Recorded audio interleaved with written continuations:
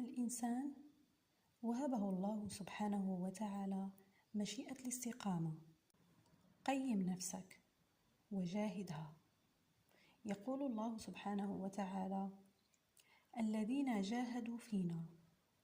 الله يراك حين تجاهد وحين تحاول أن تتقرب إليه رغم المعاصي والذنوب، فقل يا رب، وخذ بمشيئة الهداية والاستقامة، وقل الله ربي، الله أكبر، ليس هناك شيء أكبر من الله، الله أكبر.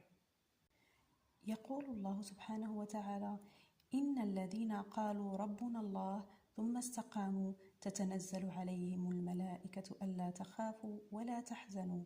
كن أكيد أن الله سوف ينسف الخوف والحزن في حياتك.